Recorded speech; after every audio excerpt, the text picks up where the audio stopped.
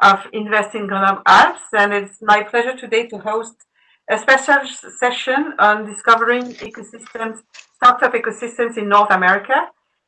We will have two sessions today, one about North Carolina Research Triangle Park, and the other one about British Columbia. So the idea is about actually having people, having French startups and entrepreneurs discover hidden gems in different continents and think outside of the usual box, thinking there's only Silicon Valley in the world if you want to create a startup. And so, and this is part of the Festival Transfo, organized by FAISE.tech in the Alps, and also part of our FAISE program, which is a soft landing international exchange program between different ecosystems, aiming at supporting international entrepreneurs when they are looking for places to set up their new activities in the world. So we will have three speakers for the session on North Carolina. First one will be Thomas Prieur, who will present the ecosystem. Second will be Jean-Georges, who will explain about the French tech community up there and also about his own personal company and experience as an entrepreneur. And then last but not least, there will be Susan, who will relate how she created her own startup in biotechnology. So Thomas, without further ado, I will just leave you the stage.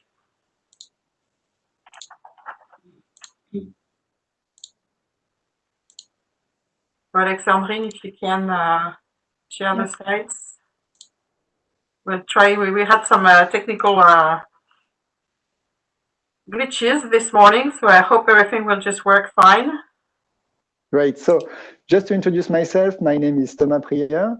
I work for the Research Triangle region in the US. So Research Triangle region, nobody knows about what is a Research Triangle. So I'm going to explain you what is this thing. So United States, North Carolina is just between Washington and Miami, would say. It's 2 hours from Boston, 1.5 from New York, and direct flight from Raleigh to Paris. And if we see the map with France, we can observe that's kind of half France, but only with 10 million inhabitants. And Alexandrine, if you can share the second one. We have some facts just to compare something that you know in Grenoble and know in the US. North Carolina is 10 million inhabitants, 8 million for over in Rhône-Alpes, 800,000 companies, 350 French companies. And if we look at the middle of that, the Raleigh, Durham, Chapel Hill area, it's 2 million inhabitants. So it's kind of a mix of Grenoble and Lyon in terms of activity, of dynamism. It's a kind of same sectors like in your region with software IT, with biotech, with clean tech, and with manufacturing. Can we have a look on the next one? Okay, so the triangle. Why is the triangle? Actually, in the 50s, North Carolina was one of the poorest states in the US. Only an economy just based on agriculture, textile, tobacco. And we had 3 big universities, Duke, UNC, and NC State. And these 3 universities were seeing their students leaving the state after their studies. So they decided to create a kind of a technopole, to use a French term, kind of a big park, activity park, in the middle of their 3 universities. And it's just the middle of this triangle between these 3 universities, named the Research Triangle Park. And the Research Triangle Park, created in the 60s, now is the first and biggest research park in the US. So it's really huge in terms of research, development, and some of the biggest companies in the world, like IBM, like Red Hat, like SAS, are are present, are here, were for some of them created in the triangle. And like an oil development from the research triangle park, the development of the area was kind of I'm looking for my word. It's like, yes, a development from in all the area. Maybe another slide, Alexandrine. So as I was saying, software, life science, advanced manufacturing, and clean tech are the big name in the area, and you have this combination of research in the universities, in the lab, and then development with the lab and the startup and the commercialization of this idea and patents, and then production with big companies.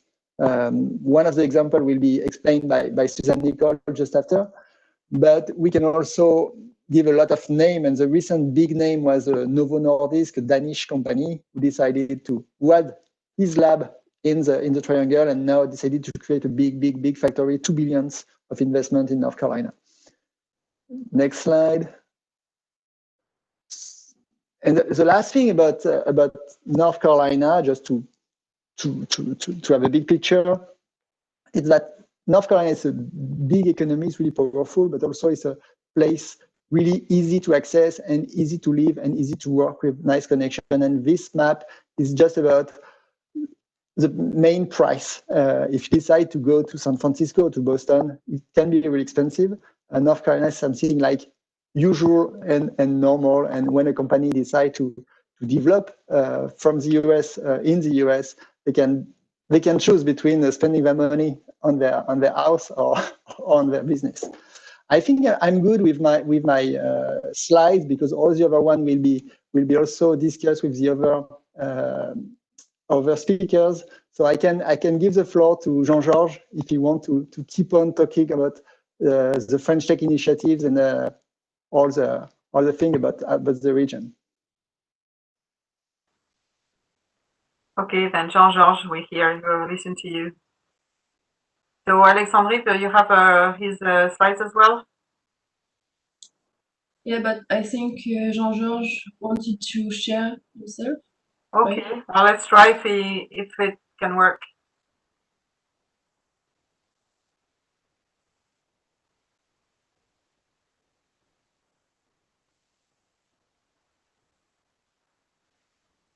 I can keep up. It's okay. It works fine.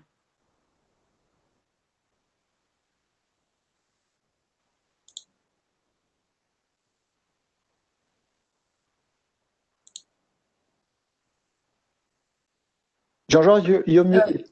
We can't hear you. Okay, thank you. There you go. Okay, so let me introduce La French Tech Research Rally Research Triangle. So my name is Jean-Georges Perrin, and I'm obviously French. Came to the US permanently about 5 years ago, and when I came here, as a small anecdote, I was leaving France, and I was not really thinking about coming back or mingling with the French community. But over time, there's few things that misses, and then as soon as someone has the idea of, hey, let's get the French techies together and do something, then I jumped on board, and it's been a very nice adventure ever since we did that. So what is La French Tech? Okay, you probably know what La French Tech is, but I like a lot this image of the Louvre, where we are mixing this traditional French architecture and this richness in our culture with the modernity of FAISE pyramid here, and I think this is one of the strong message I want to share when I'm speaking to American and other nationalities about France. It's not we are not blocked or doomed by our traditions, but it's actually a good lever for us to raise and based on build upon our culture here. So, and this is where I like to share this French word, this trait d'union, which is really the hyphen between two countries, two cultures. Okay, and this is what the French tech is. It's in platform. It's really, and you see it's the same in English, but it has this. I think it's even stronger in the French spelling of it, because you've got this trait and this union of everybody. So it's really about creating this link, not only virtually, but also in this graphical shape. And that's transitioning to this, where you see that it's really creating this link between France and the U.S., and specifically our region of North Carolina. So North Carolina is not very well known in France, and it's I think it's a pity.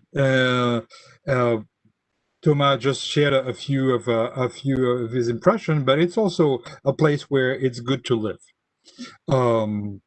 You have a rich cultural scene.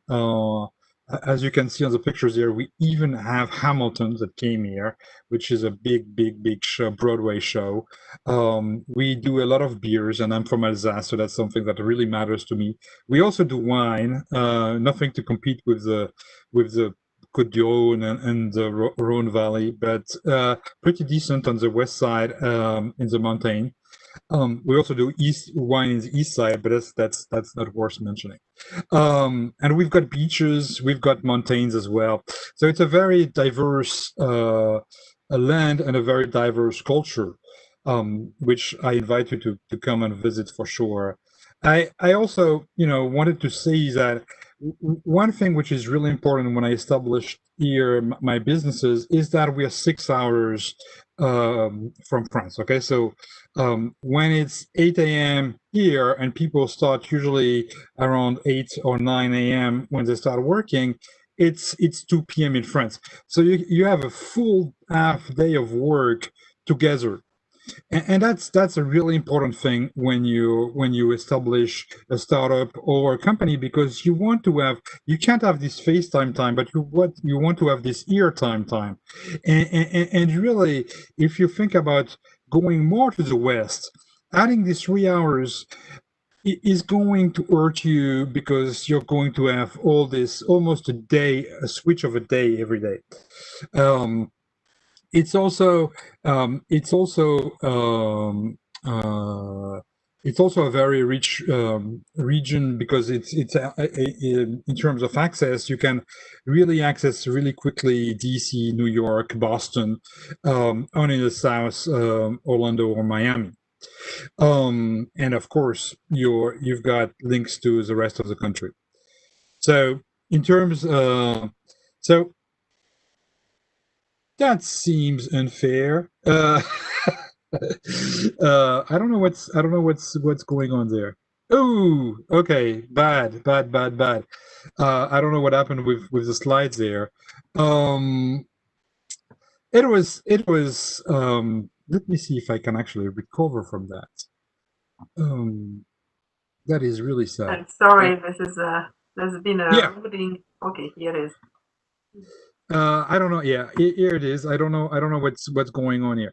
But basically, it's a very similar slide that Thomas showed before. But I wanted to highlight a few other things on this slide. So yes, we have the triangle. Okay, the triangle is composed of these 3 cities, which is Durham, Chapel, and Raleigh. Raleigh is the capital of the state. And I like to define them in a non-politically correct way, like Raleigh's being a little bit arrogant. Okay, we all have a city in mind in France where it's a capital and they're a little bit arrogant. Okay, coming from Alsace, it was not always Paris. And then you've got Chapel Hill, which is kind of the studious. Okay, with each city has their universities, but the ratio of university imprint on the city in Chapel Hill is much bigger. I think like 25% of the land of the city of Chapel Hill belongs actually to the university. So that's pretty big. And in Durham, I like in a fun way, and that's actually their slogan as well. Durham is a dirty one, okay? And they have bumper stickers, the stickers you can put in your car on the back of your car saying keep Durham dirty, in a fun way, because Durham was the capital of tobacco here in the South, and and there was all this imagery about the dirty side of the tobacco. The tobacco industry is gone now, and all this warehouses, factories have been completely recycled or upcycled to startups and and all this ecosystem around these new technologies, including incubators, people giving grants, venture capitalists, creating a small, compared to the Silicon Valley ecosystem, which is rather rich. And you see also, of course, in Durham they have the Duke University, which is in the top 20, if I'm not mistaken, on the Shanghai ranking. And also I wanted to mention NCSSM, which is high school, but it's kind of the level of Henri IV in Paris or something. Okay, so it's really a very high level. It's also, when you look at that in this map, you also see two lakes, which are used for plenty of recreational activities like boating, swimming, canoeing. You can camp around the lakes, and also we are really in a very central place for North Carolina. The mountains are kind of 3 hours west. The beach are 2 hours east. Washington, D.C. is 3 hours north, and Charlotte is about 2 hours southwest. Atlanta, 7 hours if you drive, or 1 hour if you fly. And you see the thing that Thomas mentioned before. It's really, we have this central location in the heart of the triangle, which is really our technopole, as Thomas said, or our business area, where all the companies are kind of located. So you can live in any of the cities and go work in the central part. And you see the airport, RDU, which is really central to that. You've got guests coming from France. In 5 minutes, they don't even have time to take a shower, and they're already in your offices. So let me get back to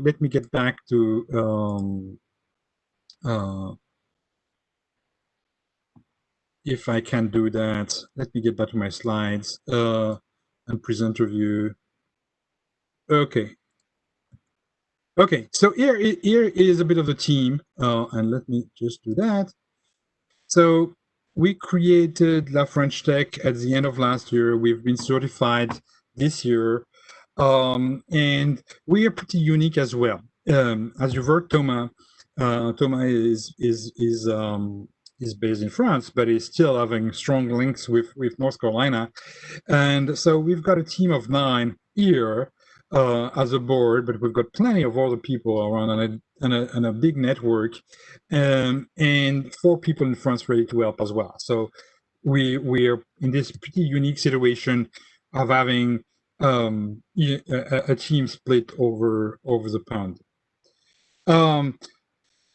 We work in close collaboration with any of the institutions, the local institution. Okay, so that can help. It opens doors. It's bringing to you a very interesting network, and that's a bit of the company that supports us. So, hey, you need a contact at Red Hat. We have it. You need a contact at one of the university. We have it. You need a contact in the biotech industry. We have it. You need a contact at the mayor office. We have it. So this is, even if we're kind of young as a French tech, we've built this network based on the previous networks we already had. We're also having traditional events, regular events, and if you want to participate in one of our events, we typically use panels, and we do panels. So our next event is actually 2 days from now. It's about use cases in AI, and we have a French entrepreneur in New York, Alex Winter, and we have a French entrepreneur in Chapel Hill, Fred Boss, that is going to talk about their solution and their use of AI in their technology. But we're open to have people from France, and we'd love to have people from France come talk our events, which are lunch and learns. So it's at 6 p.m. in France. Next month, we're going to have one about education in AI, and we have a strong partnership with the Schema Business School. We've got a master in AI, and they're going to participate in that as well. And then we plan to have one event a month, and that's our planning for 2021. And that's open to anyone. And that was actually our first meetup. I like to share these slides because this is pre-COVID. You see people without masks. You see people having fun. You see people smiling, which is, it looks like science fiction now. But that was only in February. But it was one of a great time where we've been able to invite Americans and share this French culture and this French. This great French moment. It was kind of a kickoff meeting for La French Tech. And that's it. Thank you so much. We are ready. We are ready for you. And if you've got any questions, please shoot them. And you can join us. We don't have a website yet, but we're pretty active on LinkedIn, and I think that's a good platform for us. So it's linkedin.com/company/French Tech Rally. Thank you, and back to you, Véronique. Thank you, Jean-Georges. Okay, so that was a very good presentation, and yeah, it's kind of strange now to see these pictures of people maskless, and it's just just hope that I'll just come back to this one of these days. So we probably keep the questions at the end, and I'm sure we have plenty of questions. And now I'll just give the floor to Susan, who is going to tell to the audience about her own experience about creating her biotech company in North Carolina and the Triangle Research Park, and how this is a unique experience and how it may differ from creating your company in some other places in the United States. So, Susan, the floor is yours. Thank you. Are you going to show the slides? Alexandrine, do you have the slides? Okay, I can share it for you. Okay, Alexandrine will share them. Thank you. Yeah, that's always easier. Thank you, Alexandrine, for doing all the back office. Thank you. So as background, I've been in biotech for years. I am originally from the East Coast. I moved to North Carolina 9 years ago, and I moved to North Carolina working at a New York City company. Just prior to starting Falcon Therapeutics, I was a global VP for a Danaher company, and I spent a great deal of time in France. Lyon is by far one of my favorites. We had clients there, and we were there often. And to speak to Jean-Georges' point, it's a quick flight. Everything from North Carolina is a pretty quick flight. And that's one of the reasons I moved. So I moved from the East Coast, from the New York City area, to RTP. When I had the opportunity to build a company, and I was located here, I really gave a lot of careful consideration to what the company would need from an infrastructure and cultural perspective to be successful. Could I have the next slide, please? So Our technology was spun out of the University of North Carolina in 2017. We have a gene-modified cell therapy product. What that means is that we've created a new class of cells that actually crawl and hunt and home into the site of solid tumor cancers and release a cytotoxic killing agent. So it's high tech, it's complex, and we really needed to set up in a place that could support that kind of infrastructure. We've raised $4.3 million to date. I'll go through that a little bit to walk through where our funding came from. It's usually one of the questions I get asked, how do we fund early? And we're expected in clinical trials in 2022. So when we discussed where we were going to locate, excuse me, we looked at the early stage infrastructure, the funding support, and making sure that we had a community that was integrated so that when we needed something as a small startup, we could easily source it locally. An ecosystem supportive of growth. So not just when we start out, but where can we grow and where can we afford to grow? And where can we get our workforce from? An educated workforce is very important to most of us in any of the technology industry. And if we don't have the people locally, where can we get them? Next slide, please. So early stage infrastructure is what Raleigh-Durham area does very, very well. We have a lot of incubator spaces. So no matter what stage of growth you are, you can get office space, you can get laboratory space, you can get ag bio space, and you can expand in most of the facilities as your company grows. So as our company has grown at Falcon, we started with one office and there was 3 of us in one office so that we had more money for the science.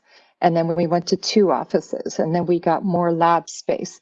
So we're able to easily scale and spend our money wisely.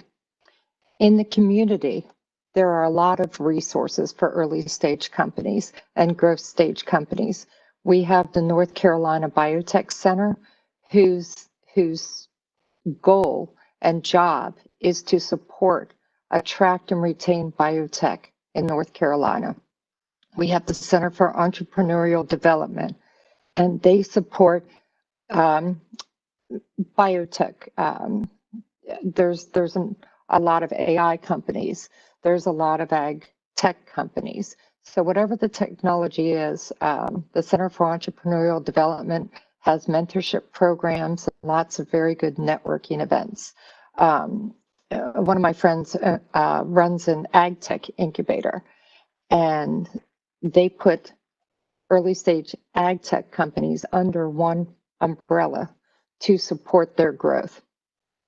As I said, lots of networking. Whatever your interest is, whatever your comfort level is, you will find networking.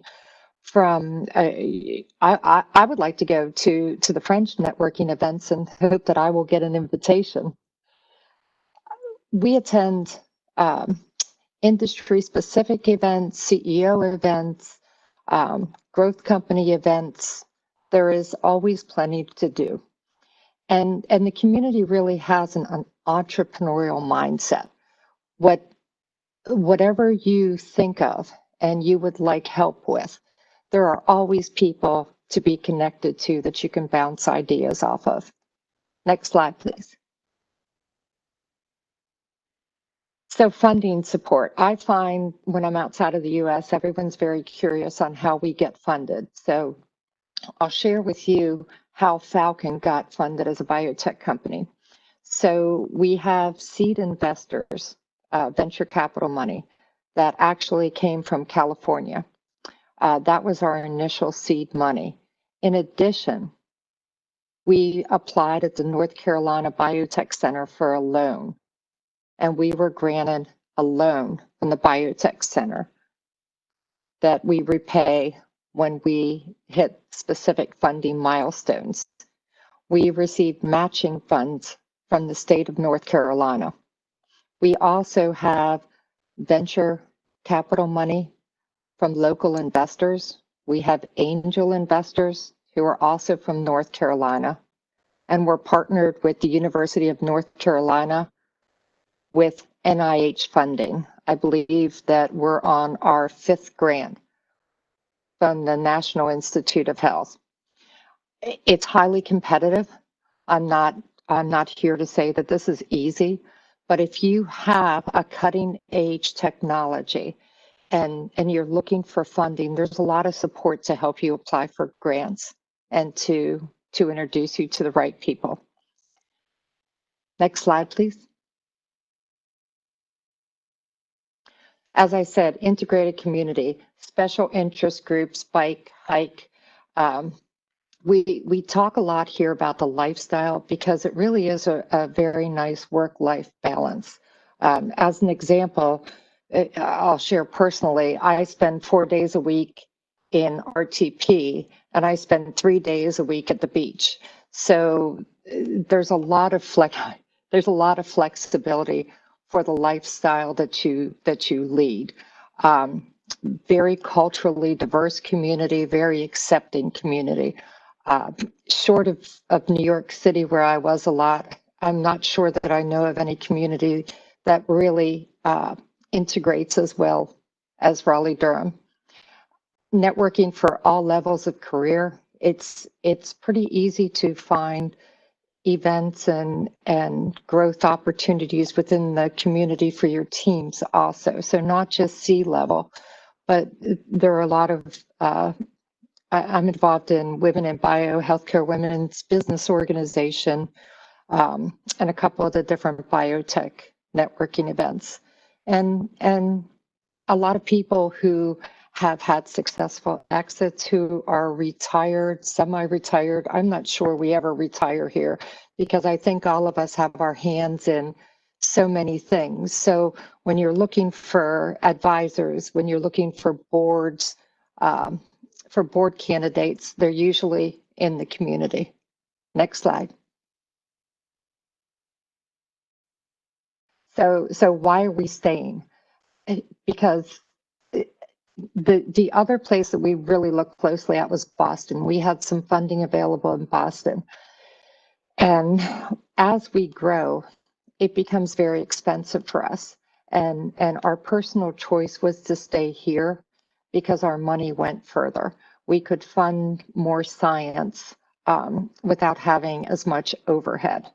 So we're looking now at facility builds, and the price per square foot is reasonable. And in the outlying communities, if we build a manufacturing space, we have a lot of very good incentives.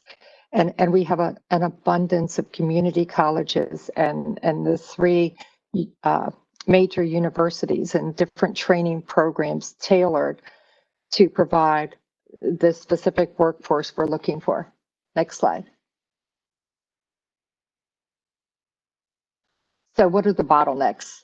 I was asked to discuss, not just what is fabulous, but where do we struggle? And the incubator and early stage lab space for us fills up quickly. It is competitive. There's a lot. We're building by the day, but there's a lot of companies coming here too. Funding challenges always for startups until you can get that specific proof of concept. So look for your champions here to help you. Community integration is difficult right now during COVID. I think everybody is struggling, and more so the new community members. So we're doing our best to help them stay connected. And it is competitive for local investment. So a lot of times we have to look outside Raleigh-Durham. The good news is we can. Next slide. So why are we staying? So at a point in time when we're getting ready to go into clinical trials, we're staying primarily because we've grown roots here. and we have a really good support system. It's easy for us to attract talent. So some of my talent will come from Boston, will come from California, will come from New York, and they're attracted to the area because we have good schools, we have a lower cost of living, and we really do have a quality lifestyle. As I said, incentives to stay. The state gives us incentives to stay, to build and to keep companies in North Carolina. And it's much lower rent, so my money goes further. Large network, entrepreneurial focused. I really have enjoyed the 9 years I've spent here, particularly the last 3 leading Falcon. And I will make the offer to anyone. If you would like introductions or further conversations, I'm happy to help in any way.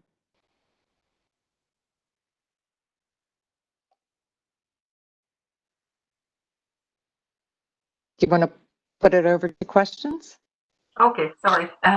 Sorry, I didn't remember the question. Well, thank you, Susan. That's a really nice experience and testimonial. I do note that you spent 3 days at the beach and 4 days in your company, and then we could say probably maybe that's something that the entrepreneurs in the French Alps can say, that they spend 3 days skiing and then 4 days in their company. I don't know if Thomas or Jean-Georges, you had some other questions you wanted to ask Susan about, or you wanted to have Susan talk about it. Go ahead. I have a question for Susan, but maybe just I drop my question, then you can think about it and listen to the other question and then answer at the end. My question is, what kind of collaboration we can build between startups from Grenoble and from Raleigh? Like when you have a startup in Grenoble, it's not easy to leave everything and to go to Raleigh because it's a paradise. What kind of collaboration, cooperation, business connection we can do between these 2 ecosystems? We are 2 ecosystems, and how can we work together to develop the businesses? So, and then maybe Veronique, you have a question from the audience. I can let Susan and Jean-Georges answer maybe this particular question, because I think it's a very important question. How can 2 ecosystems that have a lot of startups actually collaborate with each other? Can one startup collaborate with another, or is the collaboration going to be between one corporation located in one place and then have some links to startups with the other ecosystem? So maybe Jean-Georges, you might have some ideas about this. So yeah, so I have multiple hats here. The company I work for is called Advanced Auto Parts. We are a Fortune 500, $10 billion revenue company. We've got 75,000 people roughly working for us, and we can't do everything. Okay, of course we can't do anything. We're mostly in retail. It's comparable to Noroto in France without the service part. We've got 6,000 stores. We do a lot of things inside the company in terms of technology, because some of the stuff are very unique to our business model. However, that we rely on a lot of other suppliers for that. And lately, I've been involved in picking products or selecting companies, and we're not specifically looking for people with a track records of thousands of years of experience or whatever. It's so startup are welcome there, and startups are, if they have a great idea, if they have something, I'm really happy to also take the idea and push it inside the company, and that's also a little bit part of my role anyway. So there's this Fortune 500, okay, like in French you would say the CAC 40 kind of companies dealing with startups, and I think it's also a little bit fair. We don't hear a lot of as much horror stories like, oh, they took my idea and they developed inside. We have other things to do than do that. So we welcome ideas, we welcome companies that are reasonable, and do business with them. That's this kind of relationship. We also have, a lot of smaller companies mingling. Susan mentioned that the startup scene and meetups are really very active. I run a technical meetup around Apache Spark, for example, and that's also allowing to create vast network in the big data space. So there's plenty of ways to do business and get involved. I'm on the board of 3 startups. It's really you get into it, you start playing, and then you build your network this way. But I think it's, compared to France, where I was doing the same thing in Alsace, it's faster here, so I think it can accelerate quick a bit compared to my past experience in France. Yes, and what would you say, and each of you can answer, would be the do's and the don'ts when you are a French entrepreneur with plenty of ideas and coming over to your region, coming over first to the US and then to your region? So yeah, I think I'll take the lead on this one. I recommend a book, and I'll have to send it to you, Veronique. The title, I bought it at the FNAC in Strasbourg, and it was about the Americans don't want your cheese. And the thing is, you've got to think that there is this syndrome of, and you can look at different French companies. French companies going abroad are more successful in a lot of other countries than in the US, because we've got this kind of syndrome. Oh, we are friends. Oh, we're thinking the same, but we are not. Okay, so when you come here, you've got to press a reset button. If you don't, then you're going to apply your same French mechanism when you're coming here, and that doesn't go always very well. So you've got to be patient. You've got to understand the culture. You've got to adapt to the culture. It may not seem as you've got this first layer which seems similar, but if you scratch a little bit, you've got to look under it. Okay, and be ready to learn about that. Otherwise, you will make some mistakes. You will offend people, and offended people will always say yes, or a polite yes, but you will never get anything from them. Okay, so and that's something where it's a bit different from France. I have another question from the YouTube chat about, and that's a question for Susan, saying what's the situation, the status for women leaders in the RTP area? Do you see any difference? How do you what's your experience? This gets me excited because I was chair of Women in Bio. I belong to the Healthcare Business Women's Association, and the female entrepreneur support is vast. There's definitely a network. I landed here to piggyback on what you said. Cultural differences aren't just French and American. I was from the Northeast, so everything there is faster and more direct. And when I came here, I had to slow down. And one of the ways I learned to integrate was getting involved in the female community and finding female mentors who really helped me understand the nuances of the community and connect to other women. So now, 9 years later, I've gone from being the one to ask for introductions to being the one who is happy to provide them.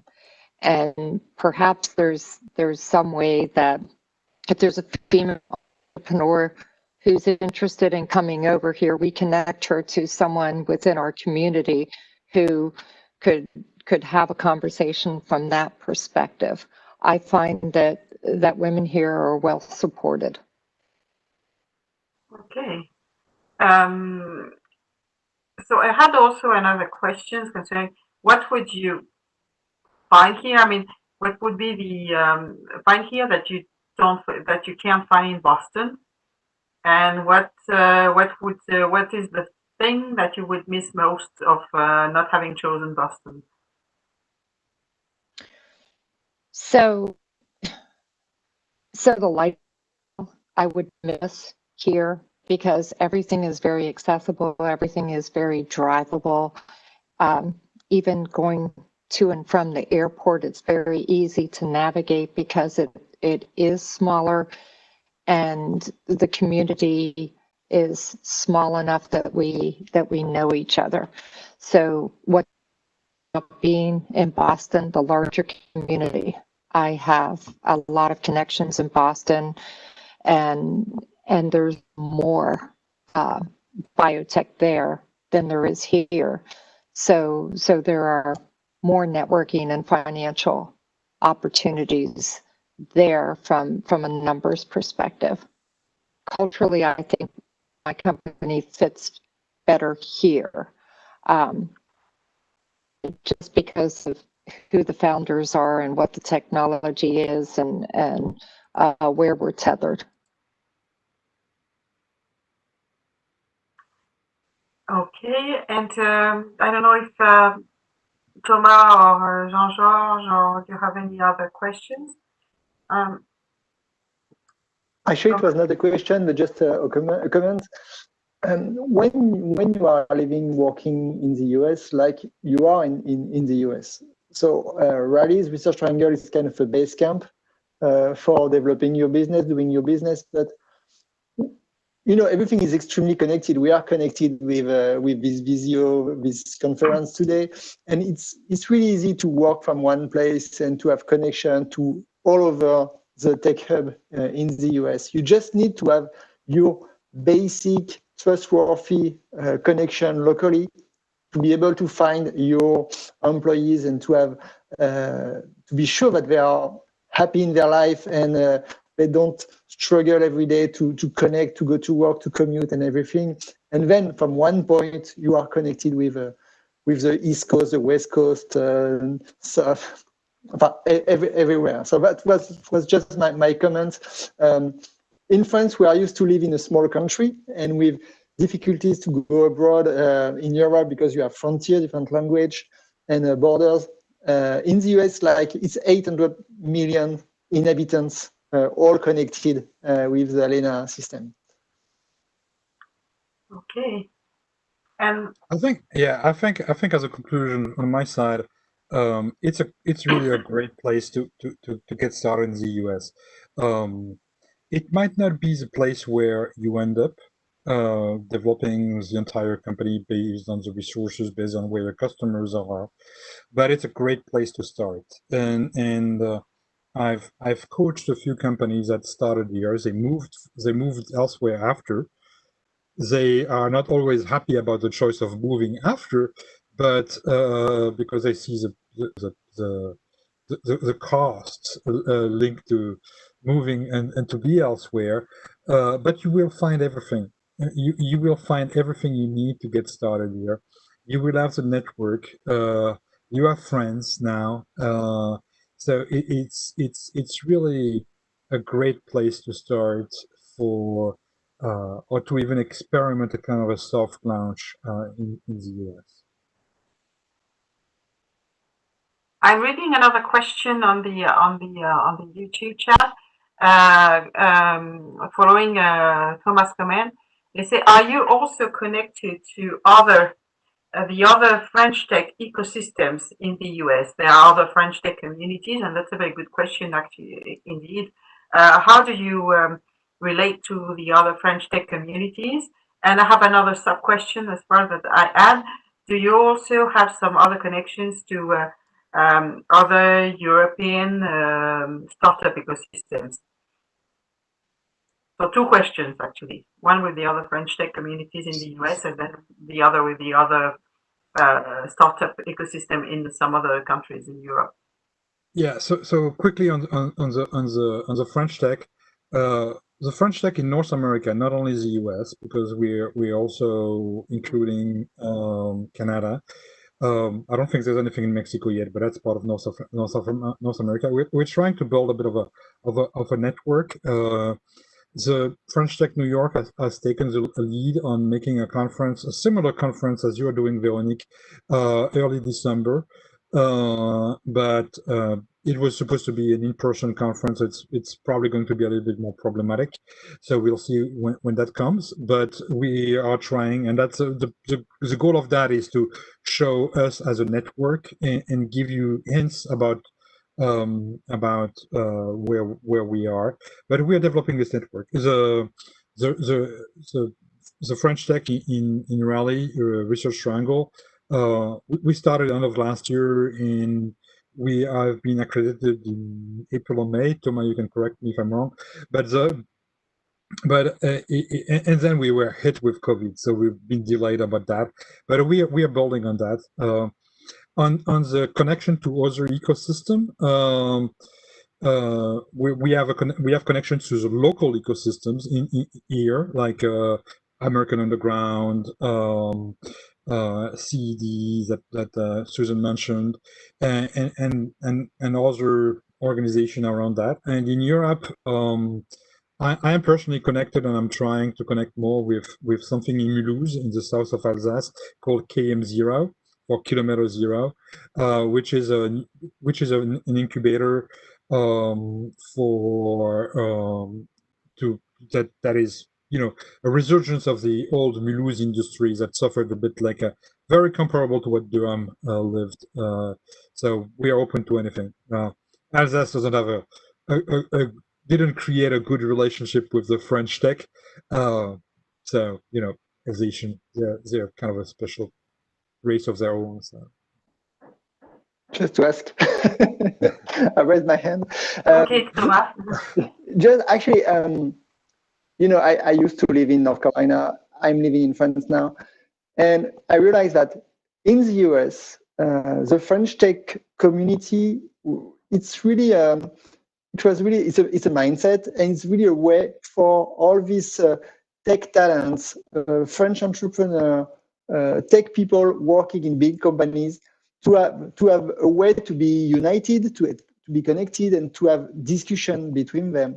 In France, we are all French. So French tech is just, it's a brand, it's a mindset too. But like when you are in the US, having one point of connection in one of those French tech, it's really a huge asset, because you know, we have a Slack connection between all the French tech. And then when you are connected with the French tech in Raleigh, you are connected with all the French tech with regular discussion. It's really easy to have a discussion with these people who are well known, because, you know, all these French companies used to succeed in the US. For some of them are really, really well known. So it's a great asset, all this connection between the French tech. Okay, thanks, Thomas. We are now arriving almost at the end of our session. So I just ask each of you maybe to give just one or two words about what would be your advice for French entrepreneurs looking to set up. So what would be one or two words that you would say to them? You want to start, Thomas? Say, why me? I would say, you know, there are three steps in our discussion, collaboration. First, you have to understand that there is a potential partner in the US who is willing to collaborate and to create connection. So if you are a French entrepreneur and you want to develop something, just know that here in North Carolina, you have a lot of people who want to create this collaboration.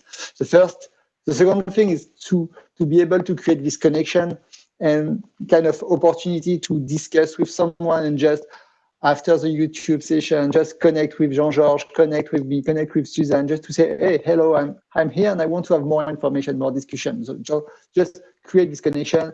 And then the third thing is just to be able to come. And so you have to wait a little bit, but it's really it's difficult before going there, difficult to understand this kind of community, what described Suzanne and Jean-Georges, but it's really, really interesting to understand all this connection between research, experimentation lab, innovation, and big companies, and everything is well connected, and it's amazing to observe.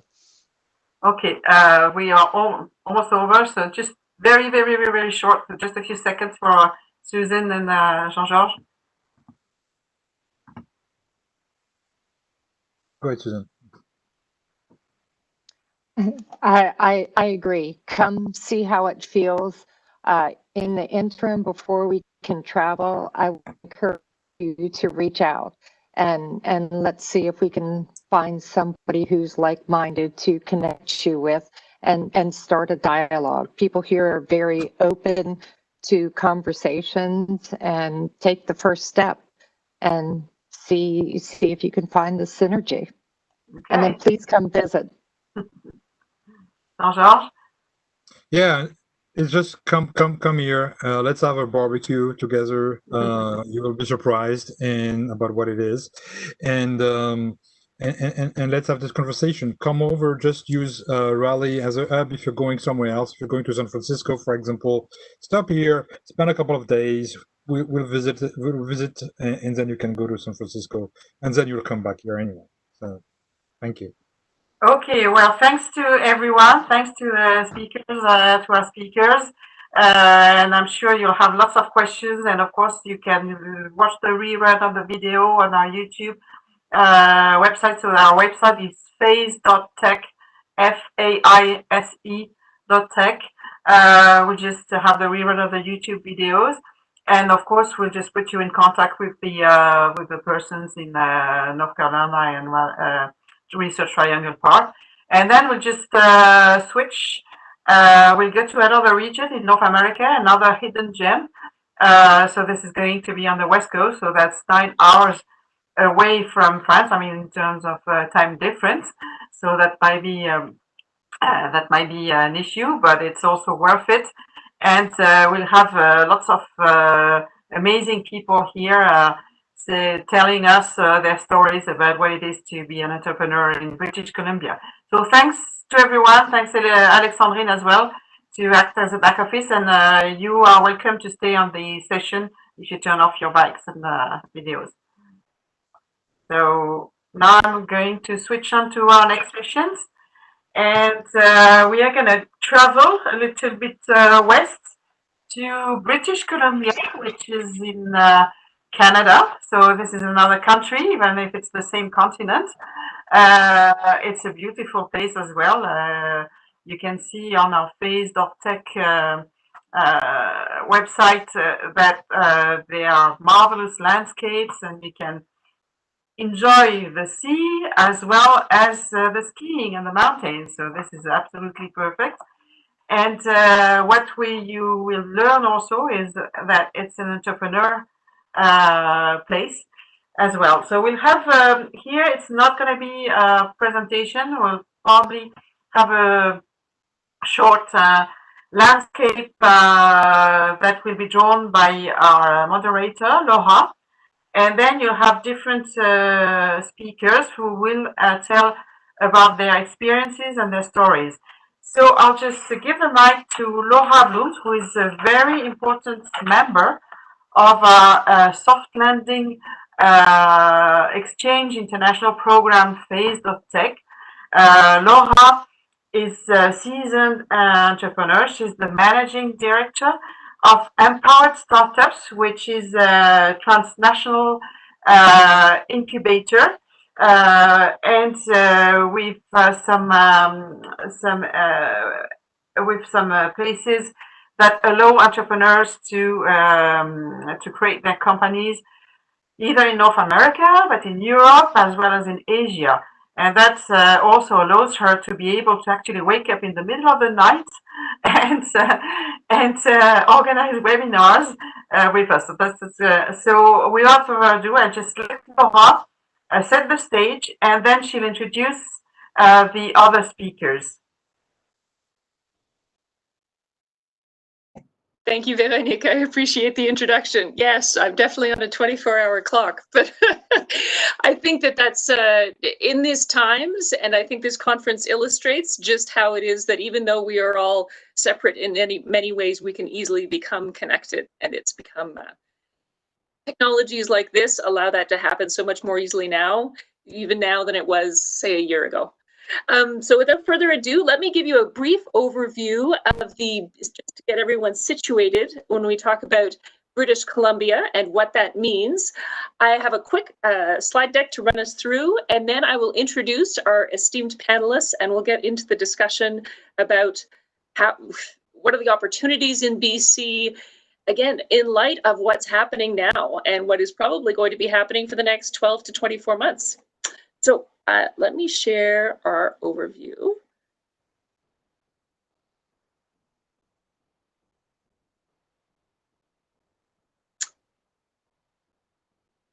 There we go. Veronique, can you see this? I can see it, but we have to check whether it's people on YouTube can actually see it. Okay. Because we had some issue with the first session that It's good. Yeah, perfect. Merci. Okay, so a brief snapshot of BC's technology sectors, but let's situate it within BC in general. So we've reoriented the map of the world so you can see how it is that BC is connected to so many parts of the world. We are over on the west coast, right on the edge of the ocean here. We have strong relationships with the United States, with the west coast of the United States. In many ways, we're sister cities with Seattle and its tech scene. And it's not far to San Francisco and Silicon Valley and Los Angeles. On the other, all the way over across the Pacific Ocean, we have very strong ties with Asia, through Hong Kong, through Taiwan, of course, through Japan, through Singapore, and onto India. We have a strong diaspora in BC from India and from Pakistan as well. It's a quick flight to Europe for us, relatively speaking. It's a 9-hour direct flight to Paris, and so I'd like to think in many ways that BC is a bit of a bridge to the world, is that once it is that you come here, it's easy to get to Asia, it's easy to get to Europe, and we are in many ways a province of immigrants, of people from abroad, and although we have foundations of thousands of years of people who have lived here, in the last, say, 100 years, there's been a tremendous population boom, and so there's a lot of people from other places who are connected to other places, and that's how BC reflects itself in its tech sectors and in its economy as well. Just so you can see how BC is organized, we're a fairly large province, physically speaking, but most of the technology businesses are located down in the southwest corner, in and around Vancouver proper. Just over to the east in the Thompson Okanagan, which has a slightly different physical landscape. It's a little bit of a drier climate. The wine is out there. Has a good tech sector as well. And over on the island and the extreme coast, they have a strong tech sector, certainly in Victoria, and there's a tech hub in Nanaimo as well. And then we'll go to just some brief overview of the facts and figures of the BC ecosystems. So we have a strong talent base that's coming out of the post-secondary institutions. For a province of our size, it's pretty impressive that we have 42 post-secondary institutions. We graduate 3,000 engineering students and 1,500 computer science students every year. In terms of our economy, in many ways, it's driven by small businesses. There's 508,000 of them plus, and of that, 70% of our employed population works in small and medium businesses. 30% of our startups are founded by immigrants. And 31% of our small and medium businesses are women-owned. So there's a certain degree of overlap. There's a certain degree of immigrants who are also women. But if you look broadly, it's there is, as much as there is room for more work on diversity and inclusion, BC is making strong steps towards being a more representative, having its economy be more representative of its population. So I realize that this is a lot to take in, but just as a snapshot of BC's tech ecosystem, we have a variety of different companies. We have a variety of different customer bases that are large companies. We have multinational presences in BC, particularly in Vancouver. Government support here is strong, I would say. France, it's very strong as well. BC is oriented towards growing itself in new sectors in particular, and we'll get into more in that when we talk to Shivam Kishore from the Vancouver Economic Commission. Our research hubs here are very good. And I say very good because we have two very world-class universities. Certainly UBC and SFU both are produce tremendous talent and have strong research in blockchain, in AI, and certainly in marine research. Our training opportunities, we mentioned the 42 different post-secondary institutions that are in place here and graduating, and our investors. It's interesting in my mind. There are investors that are BC based. Most of our investors are from abroad. And interestingly enough, we'll get in this later, but COVID didn't have a big impact on the amount of investment coming into BC because BC is considered a safe place, a stable place, a good place to invest, and because most of our investors are from abroad. Some of the technology companies in BC that you might recognize, there are some big names in here, and I'll shine a spotlight down on stem cell technologies. It has a presence in Grenoble as well and has had for many years, and Veronique knows them very well. So we're very pleased by our connection to Grenoble in many ways, and stem cell is one of them. A few, just an overview, just to give you an idea of the VC deals that have come through in BC. I think one of the companies that you might recognize would be D-Wave. There are significant deals that have come through BC, and if you look at the VCs that are involved, there are a number of internationals that have come through. And then we'll get into the technology sectors, which is a nice segue, I think, to our panelists today, because we have panelists from a number of these sectors.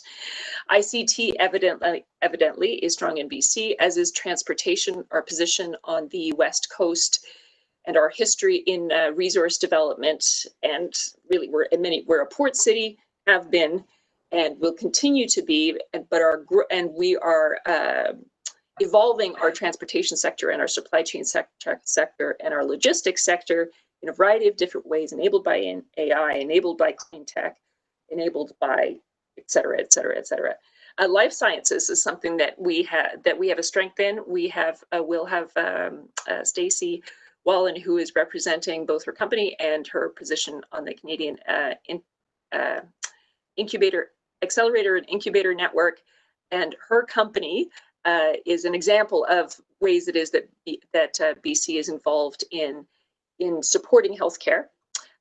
Digital media is very strong in the traditional sense that there's a lot of movies made in BC, there's a lot of TV that's made in BC, but we've taken that to the next step as well in terms of AR and VR. Clean tech, very strong here. Catriona will get into that, but it's one of BC. I'm very pleased to shine a spotlight on how it is that BC has grown in its clean tech sector. And emerging tech, we have Handel Kim here from the AI in BC Association, and I think you could make the argument that applied AI in BC, it's second to none in the world. It's a strong statement. Canadians, we don't tend to toot our own horns, but we are very strong in that sector. And certainly through what has happened in the last 6 to 9 months, the AI sector has stepped up in a big way. Oh, good. Shivam is joining us. That's wonderful. So without further ado, I am going to introduce our panelists to you. Just let me make sure that everyone is here so that they can hear me. Let me stop sharing this. And I'm sorry, Veronique, I'm going to try and stop sharing. That's a tricky one. Okay. It is. I know you're still sharing. Better? Looks okay. Okay, perfect. So we have here today, oh good, we have everyone. We have Stacy Wallen, we have Katriona Power, we have Handel Kimmel, we have Shivan Kishore. Let me run through their bios. These are indeed esteemed panelists with illustrious backgrounds. Stacy, I'll introduce first. She is the founder and executive director of CAIN, as I mentioned. That's the Canadian Accelerator and Incubator Network. She has a background in founding and scaling companies and in the investment banking industry.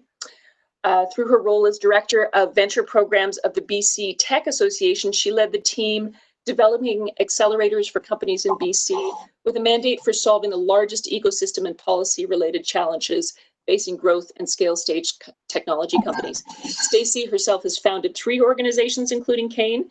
The first was Life Booster, a tech startup now helping Fortune 100 clients detect and proactively respond to workplace injury risks. Stacy is also currently the Chief Strategy Officer and co-founder of Numinous, which is a publicly traded company, and I will break to say that they went public during COVID.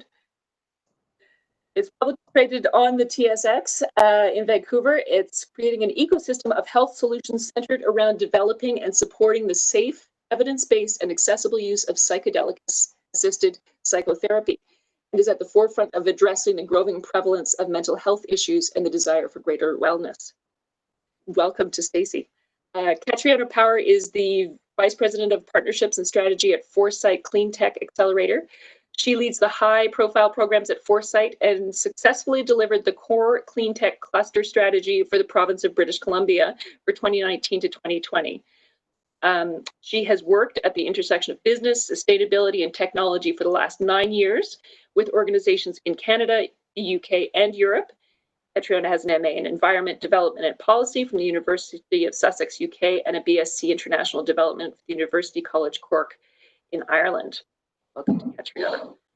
Handel Kim is co-founder and CEO of Variational AI, an AI for drug discovery startup based in Vancouver. Variational AI is applying its state-of-the-art generative AI to generate novel drug-like small molecules that are efficacious, safe, and synthesizable in months versus years. And prior to co-founding Variational AI, Handel was general manager of the Quadrant AI business unit at D-Wave Systems and brings over 20 years of executive management experience and leadership from venture-backed startups and publicly listed technology companies in cloud, mobile embedded, and telecommunication software in Silicon Valley, Canada, and Asia Pacific. He has led global sales teams, strategic development, and product delivery to some of the world's largest companies. Welcome to Handel. And sorry, last but not least is Shivan Kishore, who I am going to introduce you now because I'm going to turn the discussion questions to you first.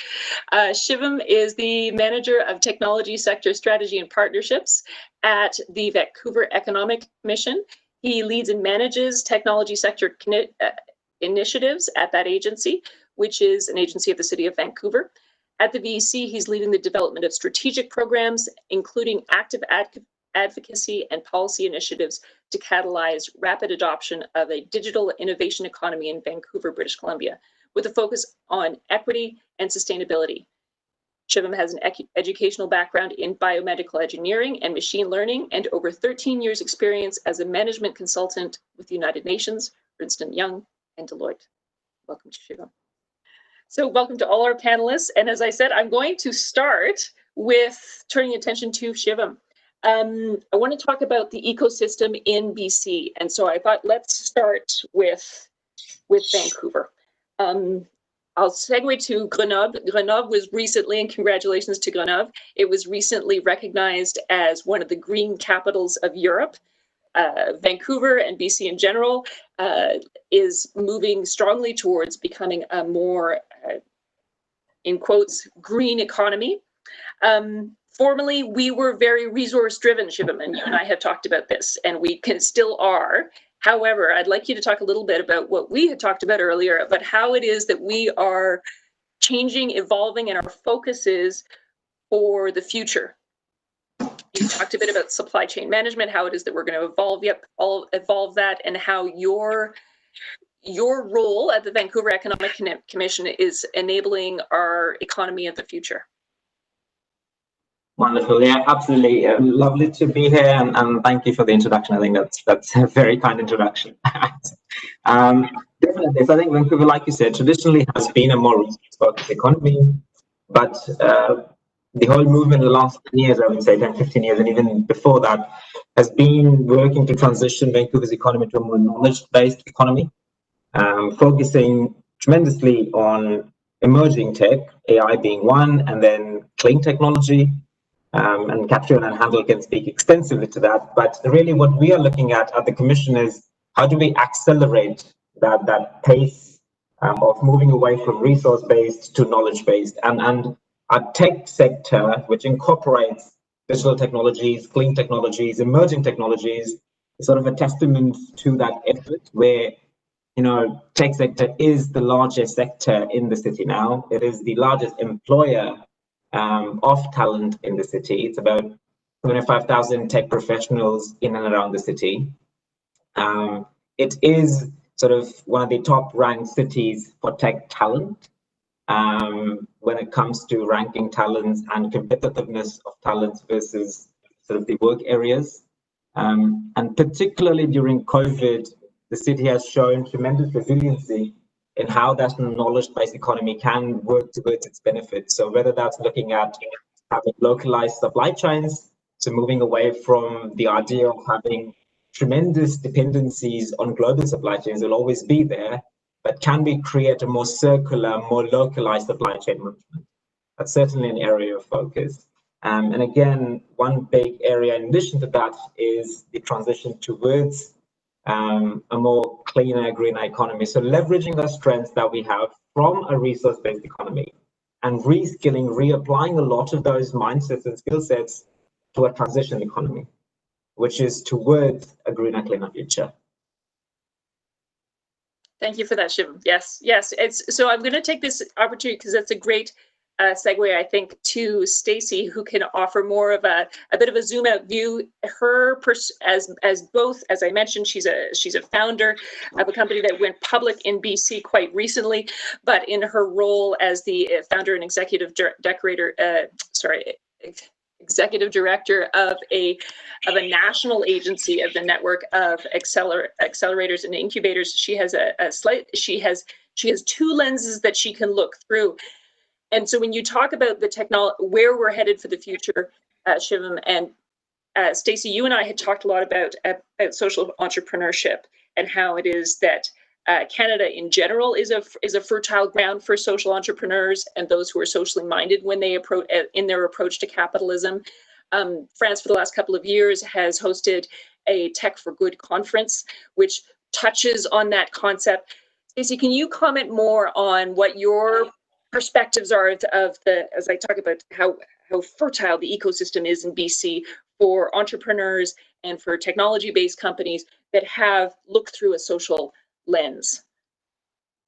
Sure, happy to. Thank you for that. Yeah, this is an area very near and dear to my heart. I've spent the bulk of my career either being a social entrepreneur or figuring out how we can create better environmental conditions to support other social entrepreneurs and making big impact. So, you know, I really do believe that Canada is a beautiful place to start a socially impacted lensed business. In particular, what I've noticed over the last, decade or so is that, as Shivam mentioned, we have a very great talent base here, and we've been making big strides on bringing in, different pools of talent, whether it's from our, different gender lenses or from our different immigrant groups. Like, there has been an influx of welcoming and enabling new pools of talent, which has just been, it's made a major impact in the kinds of businesses that we're seeing. So stepping out of just the talent side of things, this has been, I think, demonstrated by COVID, although, of course, it's been a major challenge, is, we're starting to see businesses popping up that are really humanistic. And this is actually, I'd say, a major trend that probably Handel can speak to in the AI world that I've noticed, is increasingly human-oriented businesses that are using technologies to, to bridge the gap. And so, we're seeing a lot of businesses popping up that are solving, often overlooked social challenges. Now in the age of digital, we're seeing that increasing trend toward virtual businesses. None of this is new. That I'm sort of speaking to trends that a lot of people have noticed and that are happening in the age of COVID. But we're really seeing a strong, fertile ground where we're combining a lot of our organic assets here in Canada and combining them in really new and unique ways. And I think really being a beacon to the, to lots of different regions in the world around the kinds of businesses that can pop up when you combine that kind of innovative thinking, the kind of progressive political and stable political environment that we have, the immigration and the different kinds of talent pools that we have really being welcoming in with their unique perspectives. And we're starting to see, I think, a trend in conscious capitalism or conscious investing, which is really around prioritizing access to capital for some of these different verticals, different sectors, very progressive arenas, basically leading to, I think, a very fertile early stage progressive economy here, which is a bit of a virtuous cycle that we're starting to see evolve more broadly. So happy to dive into more specifics, but that's very much so I'd see a 30,000 square foot view. Yeah. Yes, no, thank you. I appreciate that. No, and I think that that's actually a great segue to Catriona's, the sector that Catriona can speak to strongly. I mean, is clean tech. That's one of the ways that that BC is excelling. As I alluded to, our clean tech sector is very strong, and it's a reflection of, I think, the value systems that are present in BC. Some of the numbers that Catriona shared with me were with the growth in clean tech in BC, we went from 70 companies involved in clean tech in BC in 2006, and now there's over 290. Of the global clean tech companies on the global clean tech list of 100 companies, of the Canadian companies on that list, 55% are from BC, and there's 3.4. Am I reading this right? 3.4 billion in clean tech deals done in BC since 2017.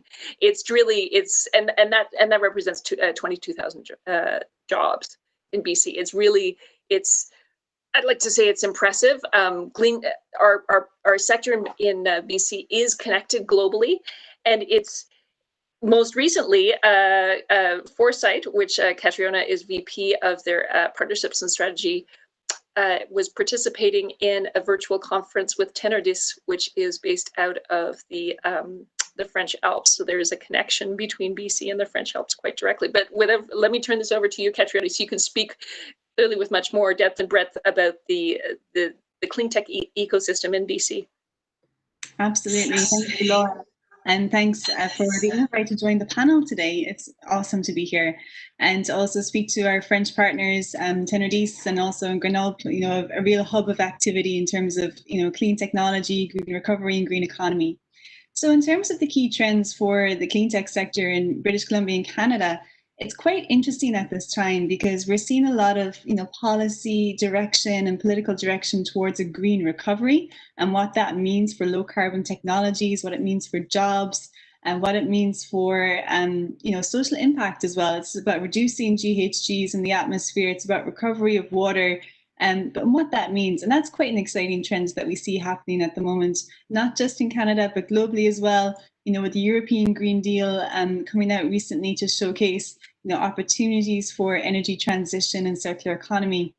And so this discussion, happens at the global scale, but then what does it mean locally?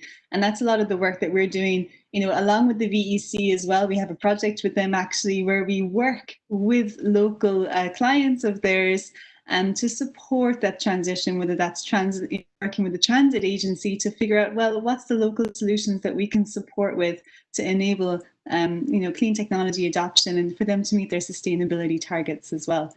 So very interesting in that regard. There's a kind of a policy scene. In terms of the ecosystem much broadly, we see there's a lot of startups and SMEs. There's a number of academic institutions involved in clean tech, not just in the Lower Mainland, but also across the province. So, for example, in the Okanagan with UBCO, also, with up in the north with UNBC, with VI, Victoria, Vancouver Island University as well on the island. A lot of those organizations have programs around clean tech or clean economy, green recovery, and they're working towards and are also engaging with the ecosystem to really kind of push forward research and development projects that will have significant impact.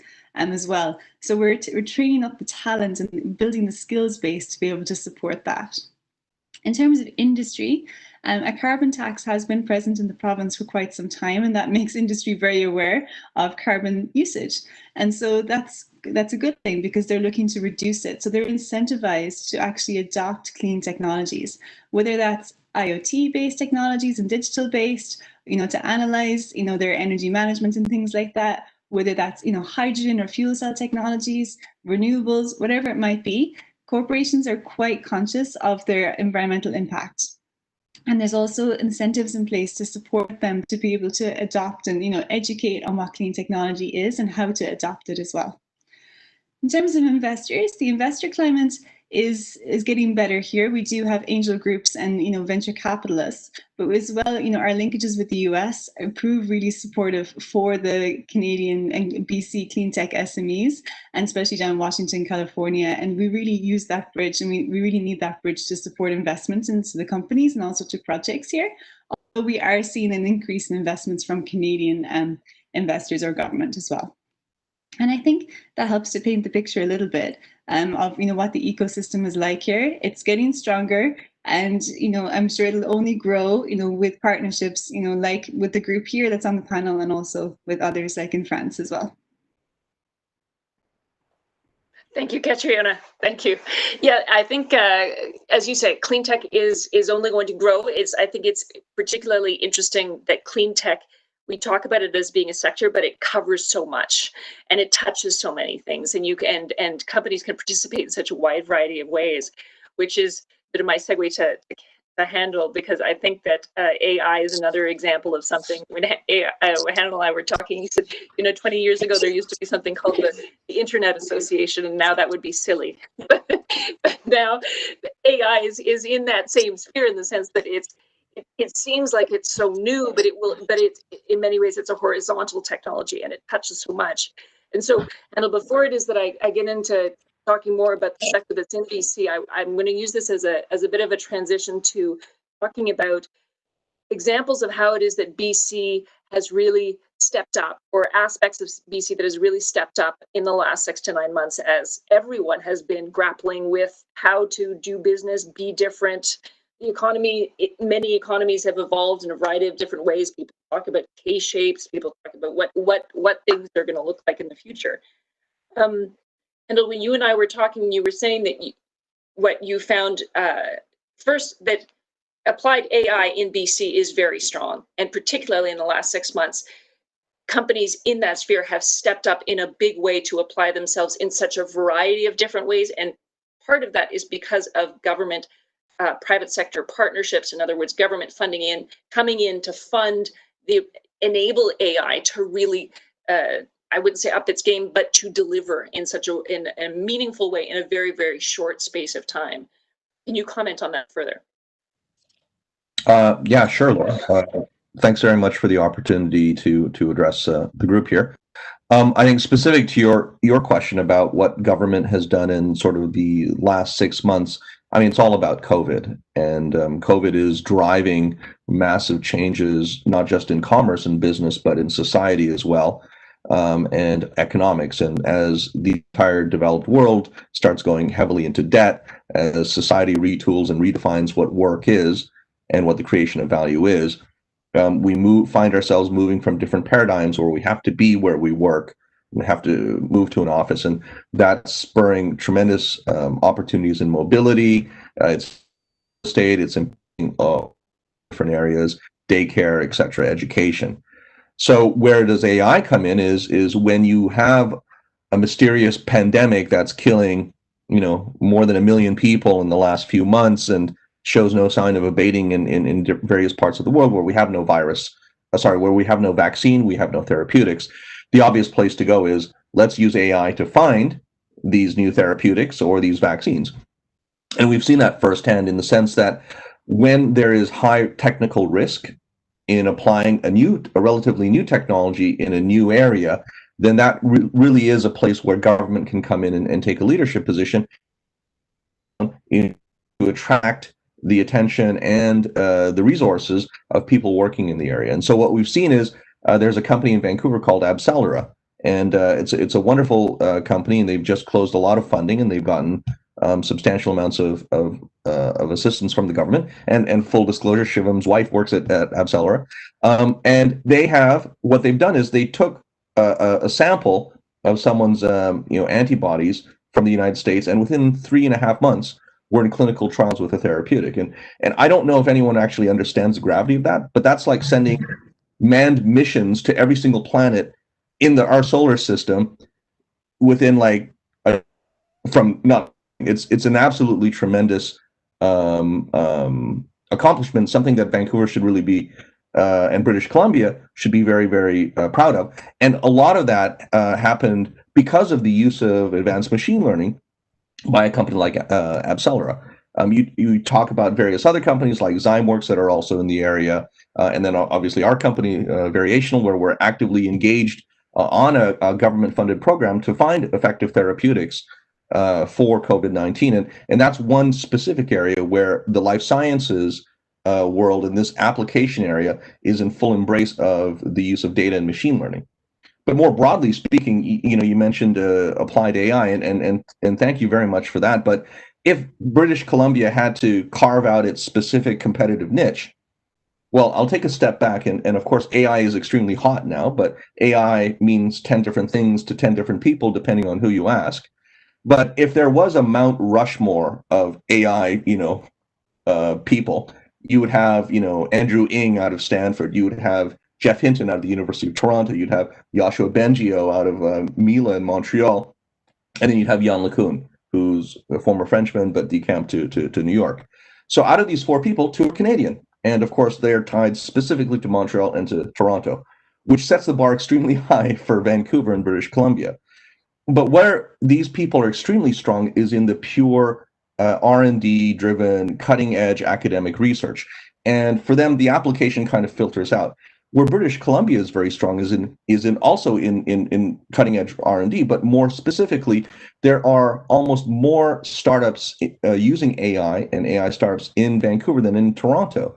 And there are more AI startups in Montreal than in Vancouver than in Montreal. And the areas where we're strong are naturally where we gravitate. And you can look at sort of a leading indicator as what industries have data, digital data. And so digitalization is an extremely important precursor for us to be able to use AI. And so where we see strength in Vancouver in the applied AI world is in gaming, because we have many gaming studios here. There's a very, very strong gaming industry.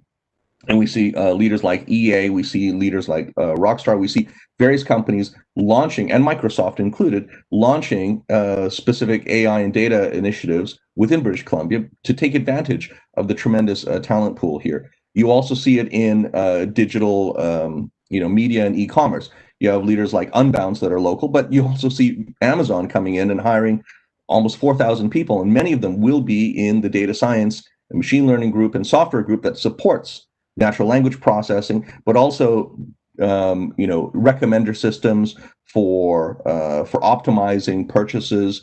You see it in companies like Asana that have decamped from Silicon Valley and hiring in Vancouver. You see it from Quora that have also started hiring people. You see a lot of Silicon Valley companies coming in, whether it's Salesforce.com or Cisco, taking advantage of the ability of the local talent pool, but the application sort of focus of what British Columbia offers. So we see tremendous strength in visual computing. We see tremendous strength in applied AI as it relates to e-commerce. We see it in finance with MasterCard coming in and taking a very large investment and hiring a lot of people. There's so many things going on that, Shivam has a much better idea of all of the large companies coming into Vancouver. But to say that there's been a flood of companies in the last year or so, pre-COVID, and also that's accelerated through COVID, it would be no understatement. So we're very excited that the AI Network of British Columbia, we're an industry association, created temporarily, I might add, until AI is firmly distributed. When we're no longer necessary, then our mission will have been completed. But we see AI as a tremendous enabler, creator, whether you're an investor and you're looking at investing in teams or companies, or whether you're a company that wants to locate a research center or an engineering team in British Columbia, we see AI as a tremendous driver for and a very attractive sort of carrot for you to come in BC. And also we have great entrepreneurs, so you see many of them here. Thank you for that, Handel. I'm going to stick with you because I'm conscious of time, and you made a reference, Handel, to well, several references to the number of partnerships that are coming into BC, and there are large companies that are coming into BC. Grenoble has been identified as a pole for AI. There's a tremendous strength of AI research, startups, just there's a talent base in Grenoble. And so this is where we start moving to, okay, so COVID has happened. It is happening. What does the next 12 to 24 months look like? We talk about people coming to BC, but the chances of people getting on planes and traveling and visiting each other and launching in BC the way it is that we might have been able to talk about it even 12 months ago it's not feasible in the next 12 to 24 months. It's unlikely. So if we're talking about partnerships, and you and I talked about this, Handel, about what it's like to knock on a door in BC versus knocking on a door in Toronto. Can you comment on if there's French companies or there's either startups or investors and they're looking at partnering with BC, recognizing that they probably won't be able to come and visit, but that they're looking at partnerships either to access investors that are down in the US that already have a strong presence in BC, access OEMs and everything else that's in Asia. And really, Handel, I think I'm probably tapping into your background as a global trade commissioner, where it is that you can kind of have that macro view of how all these forces are at play. If you're somebody in France who's interested in AI, how do you partner with BC, and is BC going to answer the door if you knock? I guess it depends, and people hate that answer. But if I'm working in AI and I'm very much focused on solving a problem that's relevant to digital content syndication or to e-commerce or to optimizing sort of things that are relevant to the digital AI focus in Vancouver, and you want to take advantage of that, then I think that's great. But if you're working in an area of AI where we don't really have strength, then there's really no reason to come here.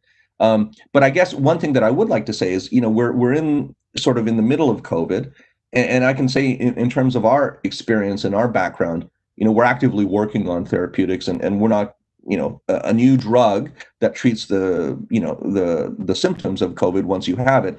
That's still years away, but a vaccine, multiple vaccines are a lot closer. But the fact of the matter is COVID will end, and whether it's in 12 months or in 24 months, there's going to be lasting social repercussions, but it does change. It does get better. And I do think that, eventually we will see not a return to what it was like completely like pre-COVID, but the fact is that location does still matter. And within the short term, you can do deals, you can go public, you can get, funding rounds without ever having met a person, which is completely unprecedented. But I think, specifically for people in Grenoble, you want to look at the area of technology, and then you want to find your match in British Columbia, and then create that linkage. It's less about, being location specific versus sort of creating that graph between what it is that you're looking for, what you do, and finding other companies that you can work with. So if you're in the area of, carbon sequestration or whatever, then maybe go talk to Carbon Engineering. Or if you're looking at, fusion, then maybe go talk to General Fusion. If you're looking quantum computing, you can talk to D-Wave or 1Qubit or various other companies that are out there that are doing these things. So I think, it's looking at specifically who you want to partner with, and if it makes sense, then definitely, creating that relationship and that linkage. And people like Shivam, people like the Trade Commissioner Service, in Paris, in various other places where you want to, create these these relationships, they can all help and create those linkages. And also, if it's AI, then you can contact me and I'd be happy to link you up. We have about 150, 160 companies that we track. The number grows and also sometimes decreases because these companies do get acquired, or sometimes they disappear. But we have a very rich ecosystem, and there are facilitators that you can reach out to. And I'm sure, Catriona on the clean tech side and various other, industry sort of avatars can help people navigate the local waters. Thank you for that handle. You mentioned investors. Stacey, you and I had talked about that, and I touched on it in the beginning when I said that it's interesting that in BC, we didn't see a significant dip because we have such a strong global investor base that participates in the ecosystems here. And as has been mentioned several times now, you went public during all of this. So when you look at the next 12 to 24 months, and you commented in particular on how it is that investors in BC responded here, perhaps differently from elsewhere, but as you and I talked about, it bears mentioning, because even if it's something that seems self-evident, that of course that's how investors would behave here, I think it bears mentioning because it shows what are the values here, and for those who are of like minds, who might want to partner here and find a fertile ground here. So can you talk a bit about the investments and how it is that you see that evolving in the next 12 to 24 months? Sure, thanks, Laura.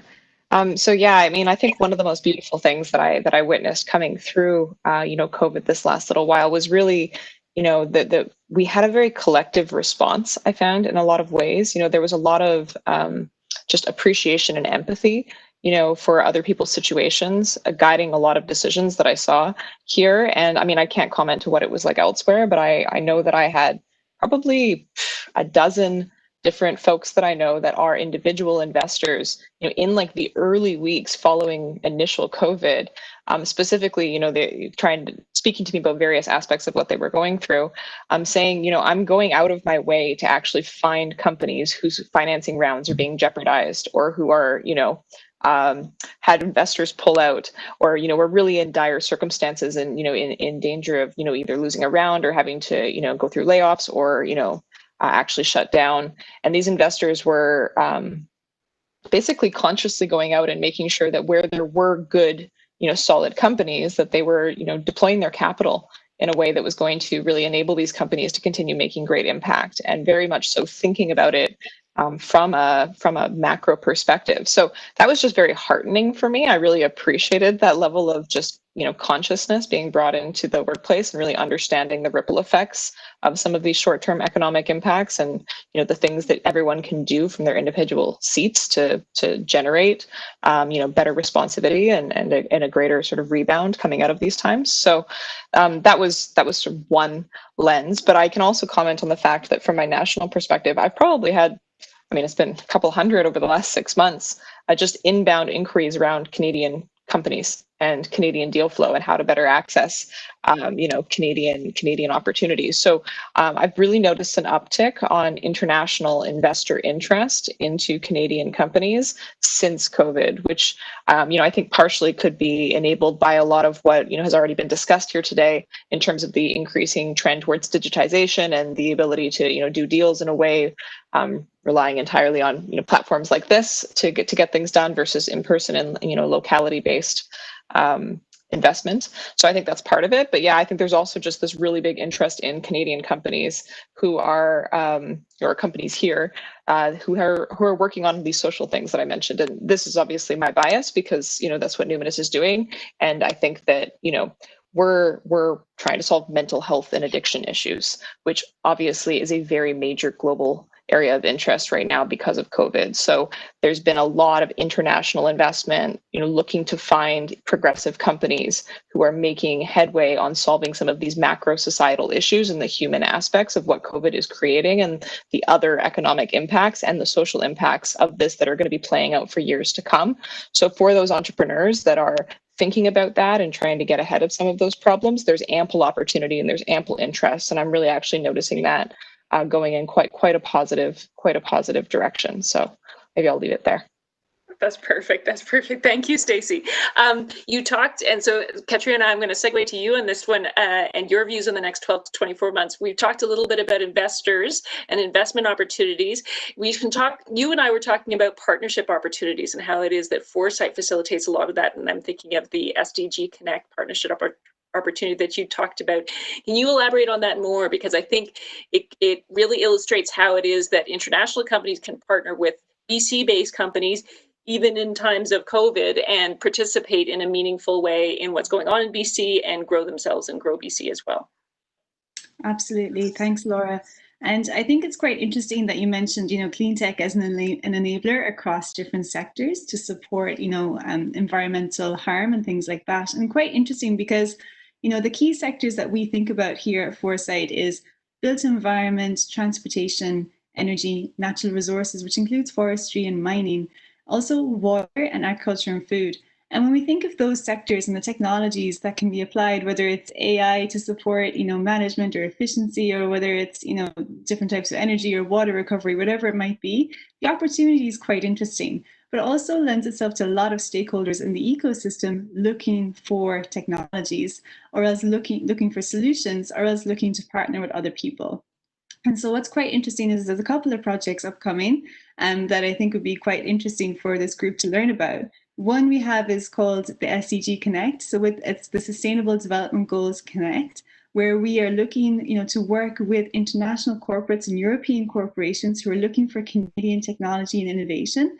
And we're happy to make that matchmake around specific challenges they may have, whether it's around waste recovery or, GHG reduction and things like that. And we're happy to make those introductions to solution providers here in BC with those corporations. That's one project we have. And off the back of about 2 or 3 weeks ago, as part of the New York Climate Week, which is a UN initiative, we had a week-long series of webinars focused on specific subsectors in clean tech. One was focused on hydrogen, one was focused on power management. We had another focused on circular economy, and a few other sessions as well that was high level and policy orientated. And what came out of that was, it was basically a networking session to learn about, well, we have these solutions and we have these needs. Well, we're actually going to follow up with more of a matchmaking session in February, and we're working with Canadian partners now to kind of get that set up and get it going. We're going to be working a lot with the European consulates and the International Clean Tech Network as well, including Tenerife, to make sure that people who have the solutions are be able to understand what's happening in BC and get connected to the right people. So that's another partnership opportunity. I have a third one. I have a lot. I can talk about this. There's for those who are interested in forest bioeconomy, so make an agriculture bioeconomy. We will have an event on December 3rd. It's part of the World Circular Economy Forum online. And what we're doing is we're bringing together corporations who are looking for, say, for example, alternative packaging solutions that are not made from plastic. Who are looking for maybe automotive solutions that are made out of bioproduct mold. So, for example, from waste from the forestry process or from the agricultural process that can be condensed into products and through different types of chemical processes. So, very interesting. This is a growing area because we're seeing that corporations, as part of their CSR and environmental strategies, are looking for products that have a low carbon advantage and that can support their needs when they're looking to procure as well. So quite interesting events coming up as well in regards to that. I'm happy to share links around afterwards and keep everybody updated. Thank you for that, Katriona. Yes, I think that there's as you touched on it, there's ample opportunities for partnerships, and I think that the links would be appreciated. Jim, I'm gonna turn to you because people kept coming back to you as being the touchstone. So we're gonna bring it back to you to kind of wrap a bow around all of this, because Vancouver, well, I think from your vantage point, you have the pleasure of having both the micro view and the macro view of what's going on in BC and in Vancouver. We talked about, we talked about policy. We talked also about we touched on this a little bit, Katriona touched on it as well, is the government climate here. We happen to be between elections here, between governments, as they call it, the interregnum, which is a fascinating term, but the general climate in BC, regardless of which government, is that it tends to be oriented towards the sectors that have been an area of focus today. Shivam, you and I also talked about diversity and inclusion, and as much as BC has a long way to go in that respect, it is on a path. Can you touch on all of those things? Can you talk about when it comes to diversity and inclusion? You talk about the involvement of the investors coming in and the political climate here in terms of stability and how it is that the approach to facilitating economic development. Certainly. So let me just bring this all together, and I'll try my best to do so, because there's a lot of topics. But I think just touching on what Catriona, Tracy, and Handel have mentioned, I think, so looking at first the investment side of things. Now, both from if you're an investor that is wanting to invest in the local economy, or if you're an organization wanting to set up in the local economy, I think there's some key stats that I can share that can sort of help shed a little bit of light. So the direct investment in Vancouver has grown about 38% over the last 10 years, year after year. So that's a testimony to, again, Vancouver being a solid, stable economy when it comes to a knowledge-based, IP-based economy. One key thing to notice is the fact that in Vancouver, companies tend to exit within 5-year mark. So right from when they inception to when they sort of exit is about 5 years, which is notably higher than other ecosystems, not just in Canada, but globally. And that again translates to having a very strong IP base. And now that is fostered a lot by having a very stable political government incentive-based structure that fosters growth and innovation. So in terms of government supporting innovation, Canada and BC have some of the most strongest incentives to promote R&D within the area. As an example, approximately for every dollar that an organization invests in R&D locally, they can expect up to 37% back as incentives. And this is, straight coming from the federal order and cascades down to the provincial to again promote growth and investment locally. And so that creates the stable political environment, government-backed incentives, combined with a strong knowledge IP-based sector, creates this very sort of interesting dynamic to promote growth and investment, right? So that's on the investment side. Now, on the diversity and inclusion side, BC is the most ethnically diverse province in Canada, and Metro Vancouver is the most ethnically diverse city within BC. So we're doing well, but that's not to say we have had struggles, particularly in the tech sector. We haven't done a very good job of ensuring gender parity when it comes to pay, or even ensuring that racialized minorities have an equal footing when it comes to representation in the tech sector. So that has been a challenge that has been recognized in the last many years, and there's active work that's being done to mitigate it. One of the initiatives is an initiative by the provincial government that was started a couple of years ago to really look at the tech sector as a whole, and come up with recommendations and sort of free resources that organizations could leverage to improve their own diversity and inclusion initiatives. And that focuses exclusively on racialized minorities, increasing the representation and mitigating the pay gap, and same for women as well. One key factor here in all of this is Indigenous rights, which is a very key central piece to this entire conversation. And that is an ongoing conversation. I personally can't say that we have done a very good job, but certainly there is a mindset that acknowledges there is a lot of work that needs to be done. And how can we ensure as a society, as a province, as a city, as an economy, that we at least put Native or Indigenous rights and mindsets as a centerpiece to this conversation, so that they can have a representation in this growing economy, in this growing city. That's certainly a work in progress. It will take many years for the reconciliation to happen, but a lot of fantastic people are putting in a lot of fantastic work towards this. So I'm sure we will have positive outcomes in the near future. Yes, Shivam, thank you for that. Thank you for wrapping a bow about it, and thank you for ending on the aspect of First Nations. I think that even in the last 12 months, there has been marked, I'd like to say progress, but there's been marked activity in that respect. BC has a very rich history, and for a long time unacknowledged history when it comes to First Nations communities. From Vancouver all the way north, it's tremendous, and it's as we say, we have a long way to go in that respect. but we are on a path. The journey is, I would like to say, the journey is certainly begun. Thank you to all of you for your discussions in this. I'm going to turn it over to the Q&A. I realize that we've such a good talk. We've got a minute left for Q&A. Veronique, let me turn the mic over to you to manage the Q&A.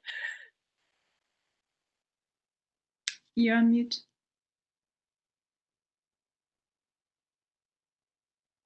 Veronique, you're still muted. Okay. Yeah, as I said, you have touched such a lot of topics that basically most of the questions have been asked and raised. So I think basically of course, there's still so much to ask, so much to say, but it would just we would need more than just a few minutes to address this.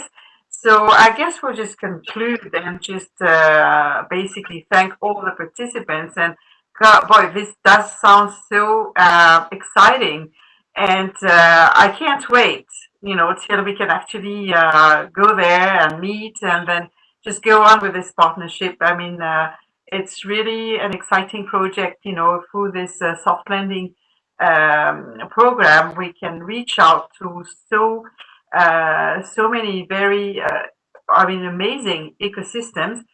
And British Columbia sure is one of them. And as you mentioned at the beginning, you mentioned stem cell, which was actually, when I started this work as an academic developer, this was my first project, and I supported the company when they decided to set up an office and then an operation in Grenoble. And I think this is really good to, I'm coming back to the origins, basically. But anyway, we can see that there's a lot of things going on, that COVID has actually managed to trigger quite a lot of things and has not stopped investors from investing in amazing startups. That COVID has also probably triggered and accelerated also turn and a change towards cleaner economy, towards green tech, towards inclusive also applications. I have also noted that you are good at application. Application, that's really something that could really be a topic that could bring some more collaborations between our region. So by this, I'll just probably close the discussion. Anyone can will be able to listen to the rerun of the YouTube conference.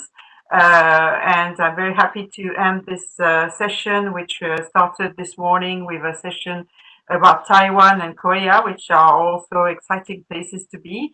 And we'll go on. We have some other events that are planned. Later in the month, we'll just present the laureates from the FAISE program. The British Columbian startups that have been chosen to participate into the Grenoble Bootcamp. It's going to be, of course, I'm sorry, it's going to be virtual for the time being, but for sure it will become something real when COVID crisis will be better. And then we have some more events that we'll just try to make it, let me say, maybe not physical right now, but basically to have it live in live shows like this. So once again, I'm just thanking all the participants. Laura, you've done a tremendous job as the moderator. And not forgetting the Alexandrine, who acted as a back office also, who was really helpful, and I could not have done anything else without her. And also the technical guys from Orange, who are behind the scenes, and the French Tech and the Transfo Festival as well. So guys, I'm sure we'll just meet again, and I hope so. And thanks for your participation, and have a very good evening for us and day for you. Bye-bye. Bye. Bye-bye.